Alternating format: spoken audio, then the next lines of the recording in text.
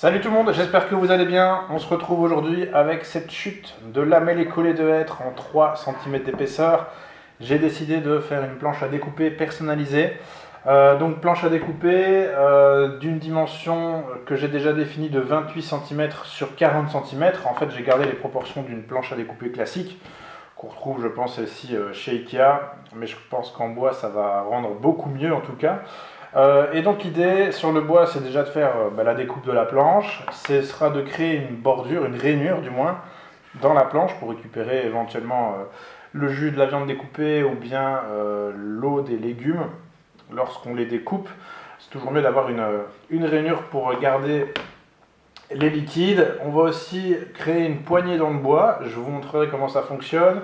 On va rendre aussi la planche agréable au toucher, notamment au niveau des coins, mais on va aussi personnaliser la planche avec un graveur laser, ça je vous montrerai forcément à la fin, et puis on passera au traitement du bois, donc avec de l'huile, et tout ça je vous montrerai forcément au fil de la vidéo les différentes étapes. Donc c'est parti, ce qu'on va faire c'est la première découpe, donc là je vais faire une découpe avec ma scie sous table. Forcément si vous n'avez pas tout ce matériel, je pense qu'une scie sauteuse dans un premier temps sera largement suffisante. Donc là je vais faire une découpe de 40 cm, donc faire un panneau de 40 sur 28 cm. Finalement j'ai décidé de préserver ce côté-ci du panneau. Donc j'ai réglé ma scie sous table à 40 cm, toujours utiliser, quels que soient les outils que vous utilisez, toujours utiliser un casque anti-bruit. Je vous mets forcément tous les liens en description pour retrouver ce genre de matériel au meilleur prix. Et ma scie sous table est reliée à mon aspirateur, donc le moins de poussière possible.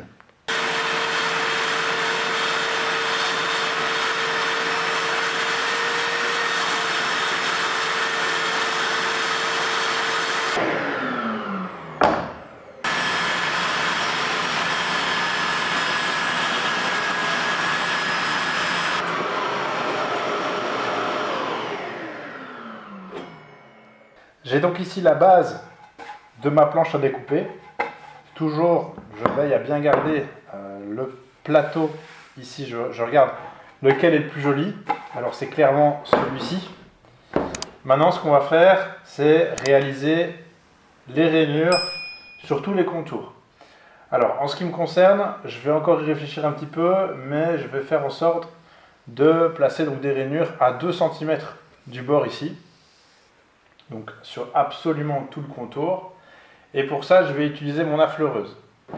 Donc voici mon affleureuse. J'avais déjà fait une vidéo de présentation de ce produit sur ma chaîne. Affleureuse que j'ai maintenant depuis 4 ou 5 ans, que j'ai payé 50 €. Donc franchement, elle fait super bien le boulot. Je vous invite à aller voir la vidéo en description. De toute façon, je vous mets les liens pour vous la procurer.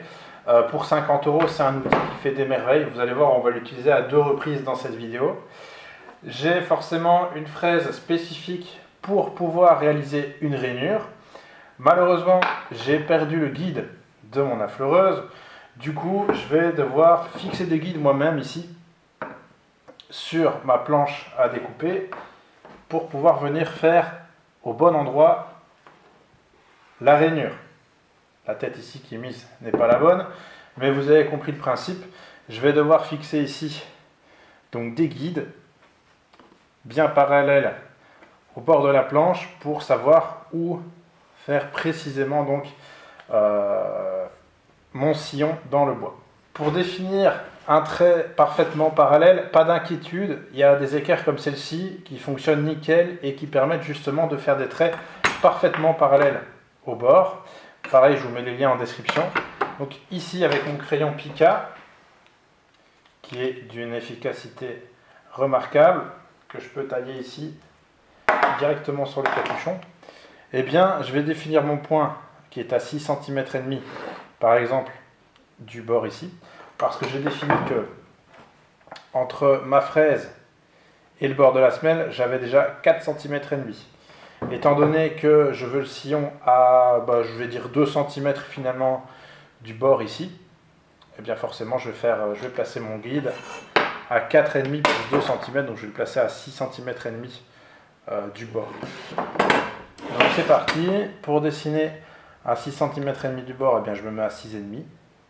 Je mets mon crayon dans le trou de 6,5. Et vous voyez que je viens de dessiner un trait au crayon parfaitement parallèle au bord à 6,5 cm sans plus de difficulté que ça.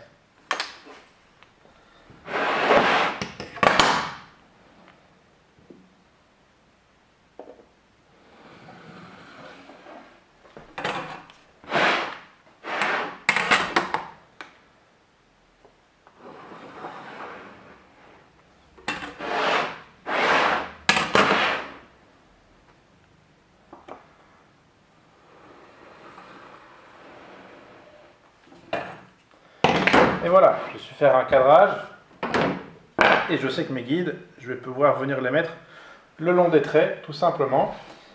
Et quand je viendrai mettre mon affleureuse, boum, elle va faire un sillon à 2 cm du bord, sans plus de soucis que ça.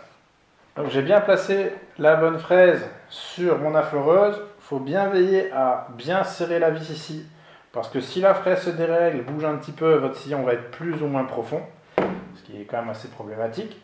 Pareil pour la semelle, il faut bien la fixer. Alors, pour le réglage de la semelle, ça c'est vous qui allez devoir la définir, qui allez devoir définir le réglage. Et dans mon cas, je vais faire des tests avant toute chose sur un autre morceau de bois, voir si le sillon me convient, et puis on reviendra tout de suite après dans la vidéo. Donc comme je disais juste avant, c'est super important de faire quelques tests. Donc de réglage de profondeur avec la semelle. On voit ici que j'ai fait différents tests, un très profond, moyen profond on va dire, et finalement c'est celui-ci qui me convient. Donc je laisse les réglages de la fleureuse de cette manière, et donc je sais que je vais partir vraiment sur un sillon qui est comme ceci.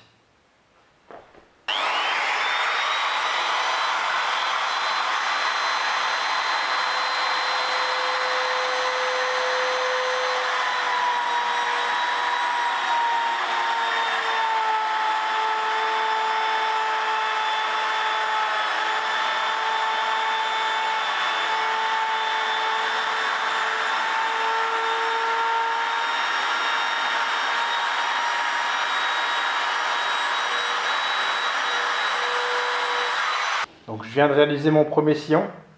On voit que c'est quand même assez net, plutôt satisfait dans un premier temps. On va voir maintenant la jonction entre les sillons, voir si ça se passe bien.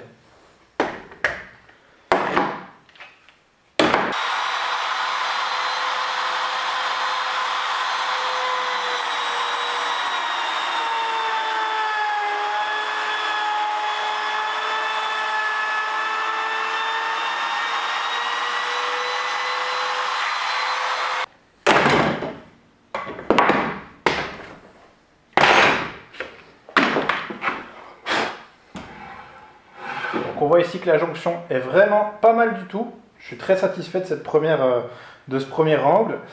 Maintenant ça brûle un petit peu avec la fraise. Ça, si des gens ont des avis sur les commentaires, peuvent donner leur avis en commentaire en tout cas pour éviter ce genre de brûlure. Je sais pas du tout.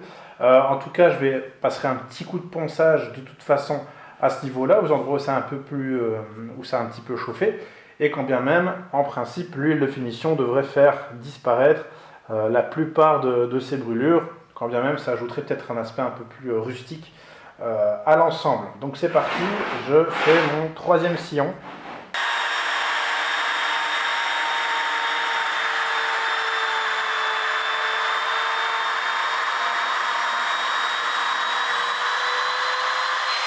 Je ne sais pas ce que vous en pensez, mais je suis assez satisfait de cette première étape. Ce qui me gêne un petit peu, ce sont à chaque fois les brûlures aux angles. Je ne sais absolument pas pourquoi.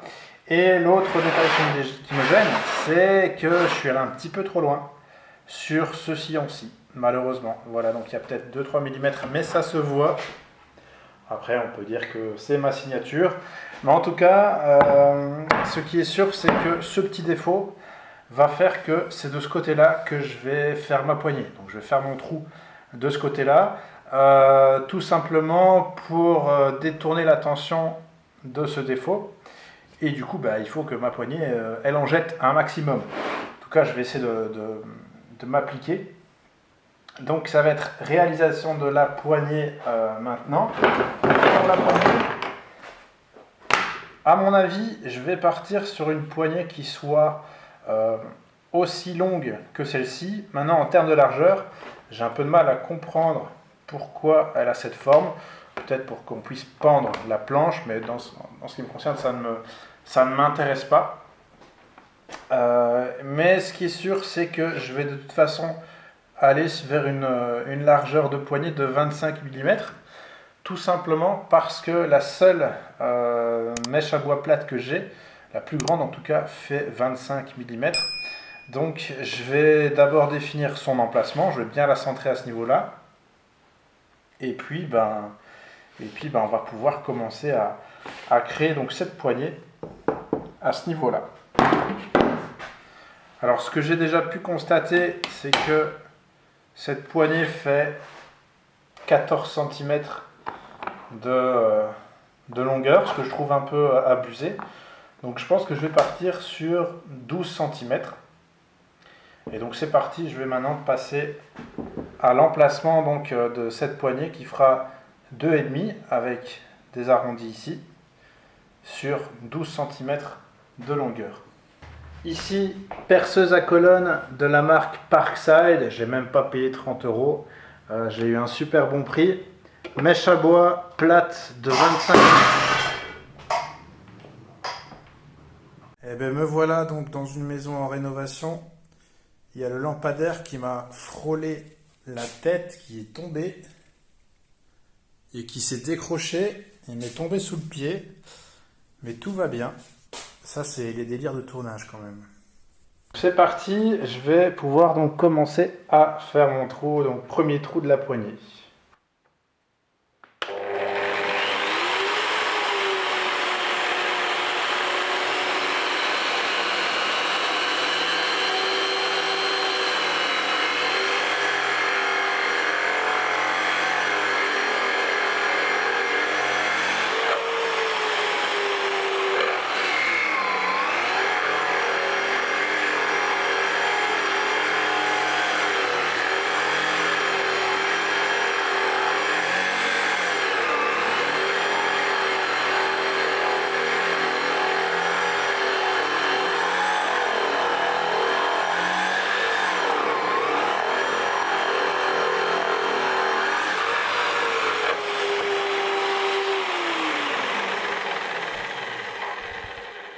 Donc premier trou terminé, on voit que ça fume un max, on apprécie les mèches de qualité. Maintenant que mes deux trous sont bien réalisés, eh bien il va falloir les relier tout simplement à ce niveau-ci avec deux traits de scie. Donc vous l'avez compris, on va réutiliser un guide pour avoir un trait bien droit. Et ce que je vais utiliser donc pour faire ma découpe, eh bien ça va être ma scie sauteuse. Pareil, tous les liens sont en description, j'avais déjà présenté cette belle machine en vidéo. Donc je vais définir l'emplacement de mon guide et puis on pourra faire la découpe de la poignée.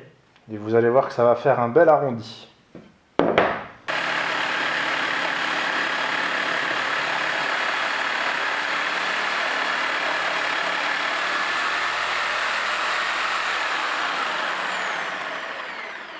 Alors le projet touche tout doucement à sa fin. Vous voyez que j'ai fait la poignée. C'est à ça que ça ressemble. Ce qu'on va faire maintenant, c'est adoucir les angles, autant pour l'intérieur de la poignée que pour l'extérieur, parce que là, on a vraiment des angles qui sont saillants, qui pourraient même être blessants. Donc l'idée, c'est de réaliser un chanfrein sur toutes les arêtes de la planche, mais également sur l'intérieur de la poignée. Pour casser les chanfreins, soit vous mettez un coup de ponceuse, ou soit vous pouvez réaliser de beaux chanfreins plus travaillés avec une affleureuse et avec bien sûr une fraise adaptée. Donc je vais changer la fraise dans mon affleureuse, puis je vais faire des tests sur une chute de bois, et puis je passerai directement donc sur la planche à découper. Donc pareil, on serre bien pour éviter que la fraise ne bouge. Ensuite, en ce qui me concerne, je vais faire des tests sur une chute de bois pour voir un petit peu le chanfrein à quoi il ressemble et si j'approfondis ou pas la fraise. Pareil, je remets toujours mon casque anti-bruit.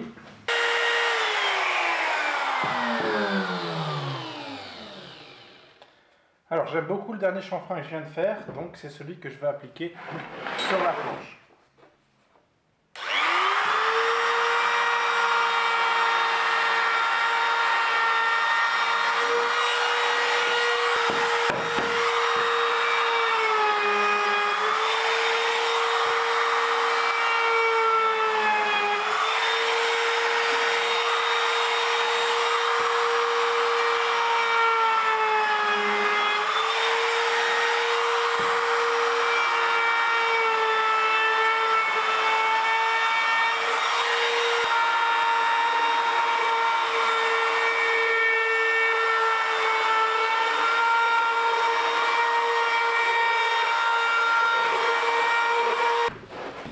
Vous voyez le résultat, on a une très belle courbe. La planche est maintenant absolument pas désagréable au toucher, du moins sur les arêtes. Pareil au niveau de la poignée, c'est vraiment très confortable. Il manque juste un petit coup de ponçage ici sur l'intérieur, mais ça rend tout de suite l'élément beaucoup plus agréable au toucher. On va continuer ici avec un ponçage. Ici je suis en grain 120. Le ponçage, pourquoi? Déjà pour enlever tous les traits de crayon, ça va partir tout seul avec le ponçage, pour rendre la surface encore plus agréable au toucher, mais aussi dans ce cas-ci pour casser les coins. J'aurais très bien pu le faire à la fleureuse, mais comme je n'aime pas trop brûler les coins avec la fleureuse, je préfère le faire avec un petit coup de ponceuse. Donc ponceuse excentrique, c'est parti.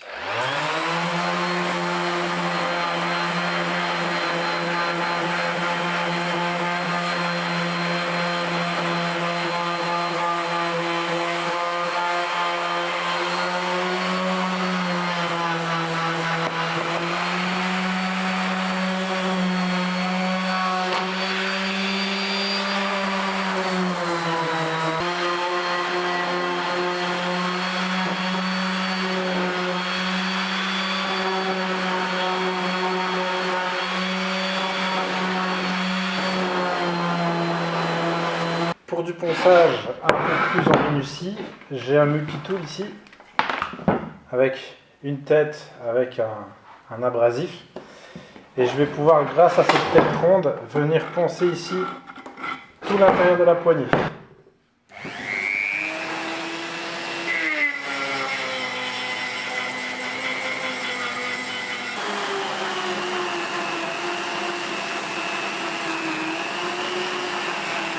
Avec une plus petite tête, je vais même pouvoir gratter un petit peu de la couleur noire, là, des petites brûlures dues aux fraises, pour atténuer tout ça.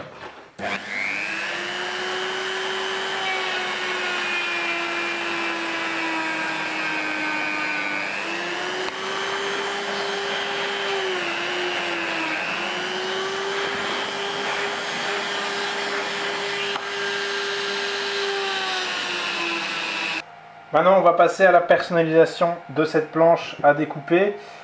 Donc, dans mon cas, je vais utiliser un graveur laser.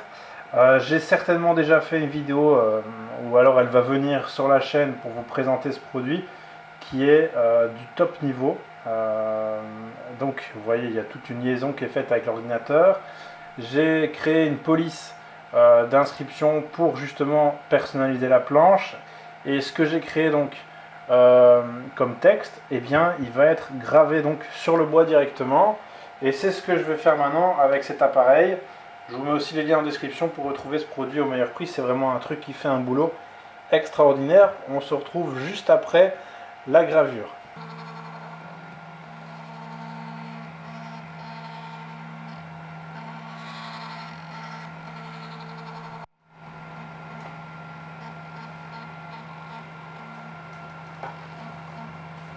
Voilà, je vous laisse apprécier le résultat après gravure.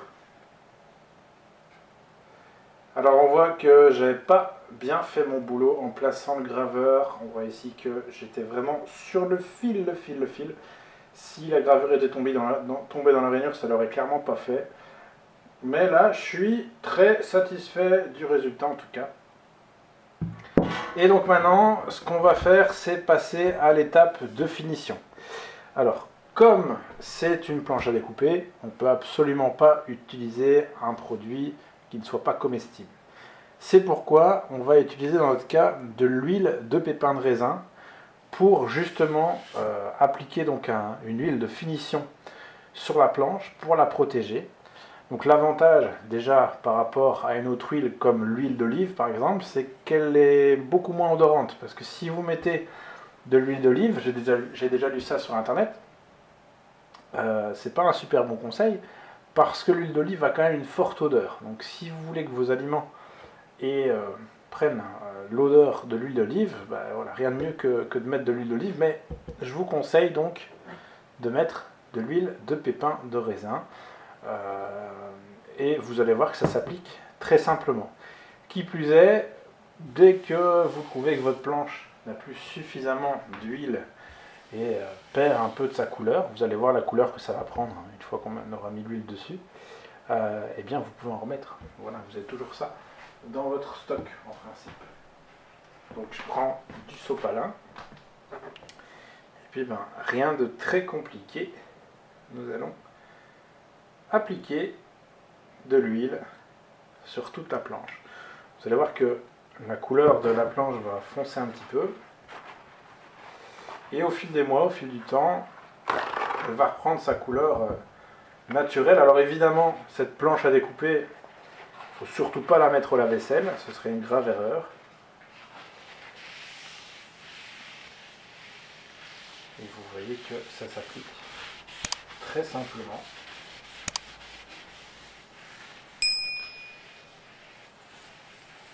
Sans aucune difficulté.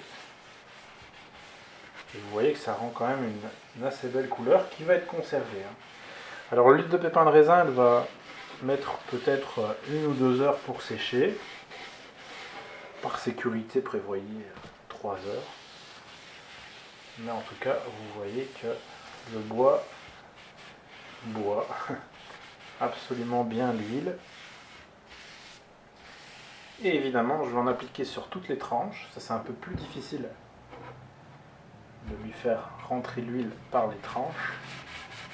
Il faut frotter un petit peu plus.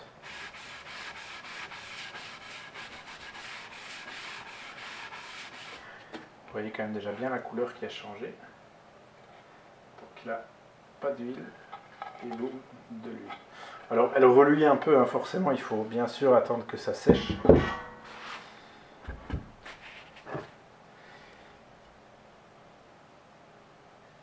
Et puis on continue forcément l'opération.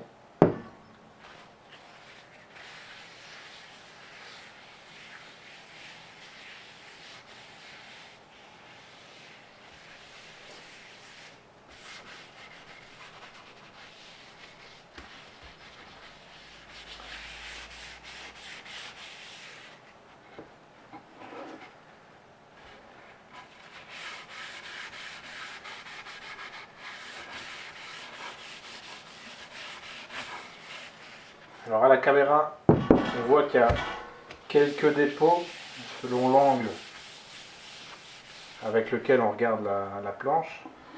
Mais je vous assure qu'après séchage, on y verra que du feu, ce sera bien uniforme partout.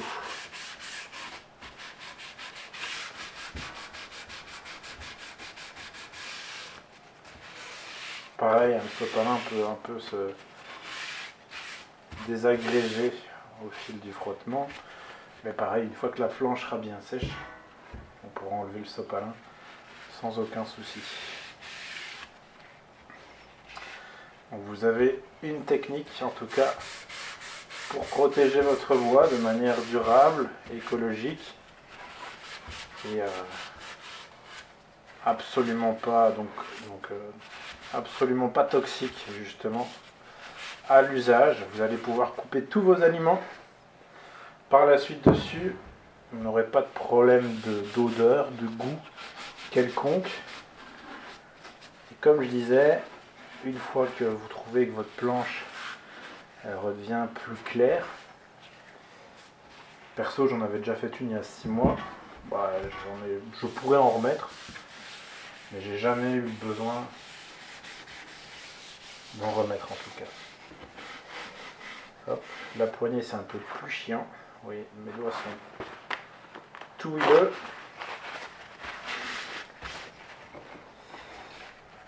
Donc on va y en bien mettre partout sur les tranches. Je vais en reprendre un petit peu pour la poignée. J'ai l'impression que la poignée m'a pas eu suffisamment de fait.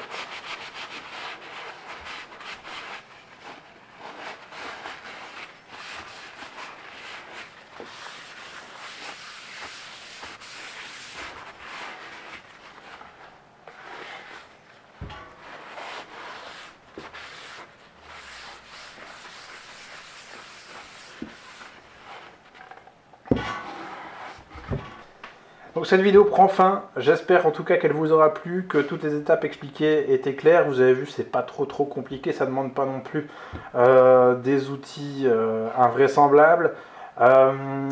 Si éventuellement vous n'aviez pas une scie sous table, etc., vous pouvez le faire à la scie sauteuse, hein. Il y a toujours moyen de trouver une solution.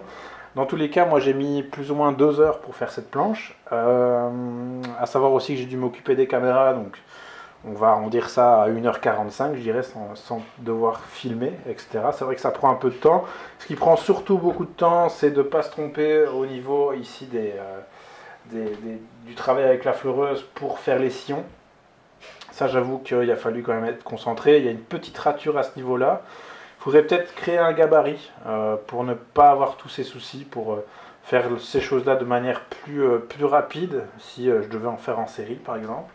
L'emplacement de la poignée n'a pas été compliqué non plus à faire. Maintenant, il faut quand même bien réfléchir. Pareil, hein, si je pouvais avoir un gabarit de planche pour directement faire mes tracés, etc., sans me prendre la tête, c'est vrai que ça aurait été plus vite. Mais voilà, je veux dire que c'est un projet sympathique, pas compliqué à faire, à la portée de pas mal de monde, je pense. Voilà, avec du bois, une chute de bois, avec une finition on ne peut plus naturelle, avec voilà, une petite personnalisation pour offrir en cadeau, c'est toujours une bonne idée. De nouveau, je vous invite à aller checker tous les liens en description, donc au bas de la vidéo dans l'espace commentaire, pour retrouver tous mes outils, etc., que j'utilise dans la vidéo. Et dans tous les cas, comme d'habitude, n'hésitez pas à mettre un petit pouce vers le haut si cette vidéo vous a plu. N'hésitez pas à vous abonner, ça fait toujours plaisir, et on se retrouve pour l'une ou l'autre vidéo par la suite. Je vous dis à bientôt. Salut!